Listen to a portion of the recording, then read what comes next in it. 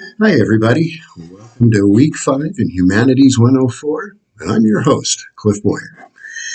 All right, here we go. I'm going to be talking today a little bit about your thank you letter and the references, which is coming up. Rough drafts will be due. This Sunday, your critical research paper is due, and I'm looking forward to seeing those. I will be working on providing some suggestions for revision on the assignments you just turned in, your resume, cover letter, and I will be emailing those out to you. Hopefully later this week or early next week. And that'll give you some time to look at that material and see if there are any changes that you want to make. I will follow that same pattern with the critical research paper. I'll spend next week going through those and sending you my suggestions so that you can work on the final version of that draft as well. In my IoT, you will find, and I believe it's in week 5, the templates for the thank you letter and references, and that's just to get you started. The thank you letter will look a lot like the cover letter as far as how the template is set up. And I have had some questions from some of you about what information do you contain in those headings on the top left. In both of these letters, you're going to start with your own contact information. But then what you need to do is get online and do some research. And we're going to talk about that in a minute about your interview, too. You want to do some research on a facility where you may have a prospective job offer or you're posting a job that you're interested in. Try to find out as much as you can about that facility. Is there a director of hiring or human resources or another administrator that you can specifically address your letters to and act as if you've interviewed with them, et cetera, and gone through that process? So you want to find a facility or a hospital or a clinic where you think you might want to work and use that as a model. Just to get you through all of these assignments. You can use that as your model, and it may turn out that you'll be looking for a job there in the future anyway, so you never know. The references sheet is set up in such a way, too, where there's all kinds of prompts, so that for each reference, you know what information you need to provide. These should be professional references, not personal references. If you don't have a lot of professional references yet because you haven't been working long enough, you can use any of your instructors as a model. Please feel free to use me as a professional reference, and that will help you with that assignment as well. So let's go ahead and get started on my short discussion on professional behaviors as they relate to the interview. And remember, you're going to be doing a mock interview at the end of this term. So take all of this very much to heart. I will have another video in the future, another lecture where I talk about the art of the interview and how to ace an interview and how to respond appropriately to some things. Today, I just want to talk more generally about professionalism and professional behavior during your interview. And some of these are going to be, well, of course, and pretty obvious. But yet I've done lots of interviews, and you'd be surprised how many people don't follow some of these basic guidelines. So, number one, oh, and let me just say this. I'm taking a lot of these ideas directly from the rubric that I use to grade your mock interview. So these are things that you will be directly evaluated on. And so you want to make sure you take this very seriously. Number one, you want to make sure that you're on time, that you're punctual. And that is something that will either gain or make you lose points in your interview. You want to make sure you're on time. We'll be doing it on Zoom, and in the future, you may very well be doing interviews on Zoom, on the phone, in a variety of different settings that are not necessarily the traditional interview that we've all come to expect. So being on time and punctual is vitally important. Now, when you come personally to an interview, I recommend being there about 15 minutes early, and that would be considered on time because you want to make sure that you can be available whenever they're ready to talk to you, and it shows that you're enthusiastic to get this position and that you would be punctual if you were hired, etc. I mean, all of those obvious things that can be read into how you address this one basic point. Now, with Zoom lectures, probably 5 minutes ahead of time would be good. You don't want to sit there on Zoom waiting for the interview to start. It can probably be a little uncomfortable. And that's something that we're all going to be navigating in the days ahead and trying to figure out what works best. The main thing is be on time. You also want to dress appropriately, even if you're on Zoom. You don't want to be in your pajamas. Now, you can get away with certain things on Zoom. People on the TV news do this all the time, where they've got a suit and tie or a very nice dress top on, and then maybe jeans that you can't see under the desk.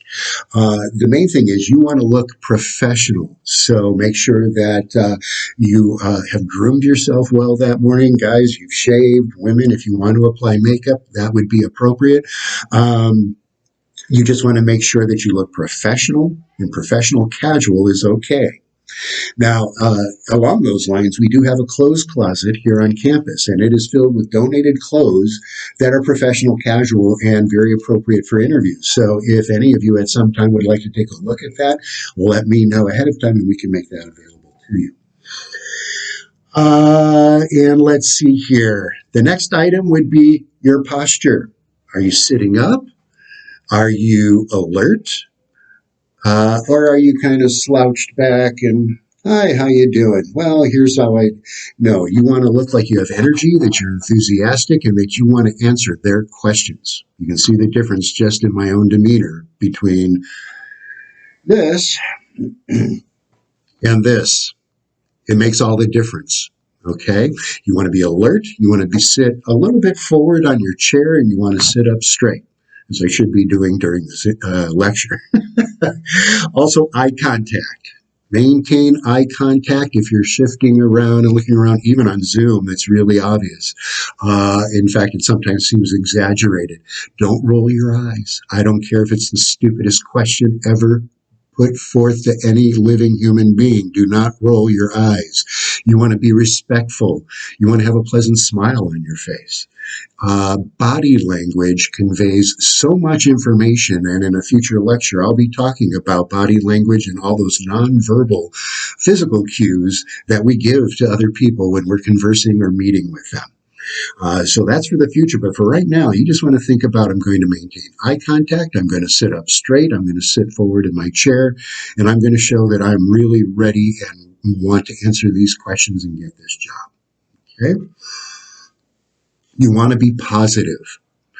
No swearing, obviously. And you want to try to maintain a professional demeanor throughout.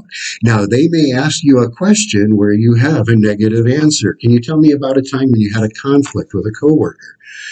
Well, that's really hard to present in a positive way, but it can be done. The best way, if they present you with a problem like that, also come with a solution. And we'll be talking about that in the future as well. But for now, you want to make sure that you don't go negative. I really hate where I work right now. It's just miserable. Everybody's fighting and there's tons of conflict. And you don't know if that interviewer is close friends with the person who is supervising you at that job. It's a tight-knit community, the medical community here in Salem and the greater Portland area. And you will know people all over the place as your career continues to expand. So you don't want to talk negatively, and if it's a negative situation, frame it in a positive way. Well, we have had some conflict where I'm working, and what I've been doing to address that is this. Here's how I'm responding. This is what I'm doing about that, and bring a positive solution to that issue. So anything can be presented in a more positive light. It all depends on how you frame it. And if you have any questions on that, I'm happy to have a conversation with you about that. Listen to the interviewer very carefully. First of all, you want to make sure you get the question right, and you want to make sure that you get all of the question. You don't want to just answer part of it. So make sure that you are attentively and actively listening. If necessary, repeat something back to the person. So I'm hearing you say that you are looking for these qualities in your candidates. That shows that you are actively participating, you're listening and getting confirmation for the points that they are making to you. You want to answer questions directly and appropriately. Keep your answers I don't want to say too short. You want to be succinct is the best word to describe it. You want to get to the point. You don't want to ramble on. You don't want to tell them about how your great grandmother met your great grandfather. You want to be very specific to answering the questions they are posing. Okay? This takes some practice. And you want to come prepared to provide examples for any point you think you make. And there is a document in my IoT in one of the later weeks where there are sample interview questions. Look at those and be prepared. How would I answer this question? How would I answer that question? What example can I bring if they ask me that question? One of my favorites is, how would you define what a team player is? And have you ever worked on a team? Did you ever have a time when there was a conflict or someone on your team was not pulling their weight?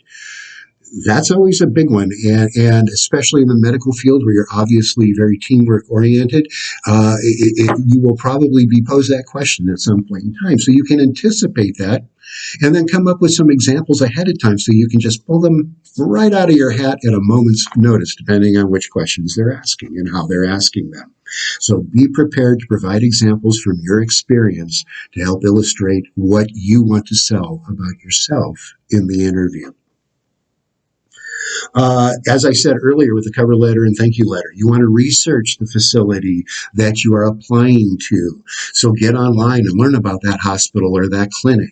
You want to have as much information going in as possible. You're going to feel more prepared, but then you'll also be able to more actively engage with the interviewer, and it'll show that you have a deep level of interest and really take this seriously and want to work for them. You want to demonstrate and sell your soft skills, critical thinking, your compassion, how well you interact with others as a team player, etc. All of those soft skills, take a look at that list that's in my IoT and get a good sense of what are your soft skills and how can I demonstrate them or sell them when I am answering questions in the interview. Because your soft skills won't be on your resume.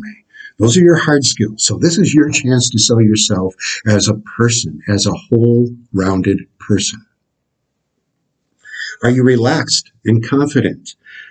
Or can you at least fake it? I don't think any of us go into an interview relaxed. So you want to appear relaxed, if nothing else, even if your heart's beating a million miles an hour. So you have to learn some skills to be able to project a relaxed demeanor, and this goes with your posture and everything else. Having a nice smile on your face when appropriate will help as well. As I said, fake it if you can't do it. All right, just fake it till you make it, as they say. Appear enthusiastic even if you have a splitting headache. This is your one chance to maybe get the job of your dreams, so make the most of it. Make sure at the end of the interview you do two things. Ask a couple of relevant questions of the interviewer. And again, there's some suggestions in my IoT in one of the later weeks. Take a look at it of questions that would be appropriate at the end of an interview and questions you don't want to ask at the end of an interview. You don't want to ask, how much am I going to make? How much time do I get off? And how much PTO do I get for sick leave? You don't want to ask those kinds of questions, but a good question would be, how can I continue to develop professionally here? How do you support your employees with that? Another one might be, where do you see me 6 months from now? Or where should I be in my training at the end of 90 days? What kind of training will I receive? Those kinds of questions. How can I contribute to your success? What are your expectations of me? And what can I expect in the first few weeks of my new job? Those are all really good, appropriate questions. Or, I happen to notice that you have this program for employees for continuing education. Can you tell me more about that? Wow. You probably just aced that interview. So do your research and then have a couple of prepared questions that you can ask at the end of the interview. And the second thing you want to do is you want to thank the interviewer for their time and for providing you with this opportunity to meet with them. make sure you thank them. Of course, we used to shake hands. That's not the case now. And if you're on Zoom, it isn't going to happen anyway. But that kind of encapsulates how you need to think about and approach your interview as we go into the mock interviews and you start looking for a job in your new career. Now, for the prompt this week, I'm just going to ask you to send me an email and just name one of the items and explain it in a couple of sentences that I just discussed. What are some of the professional behaviors that I've discussed? Shoot that in an email to me and you'll get credit for having watched the video. Good luck with your research papers. I'm anxious to look at those, and I hope you have a great rest of your week. Thank you.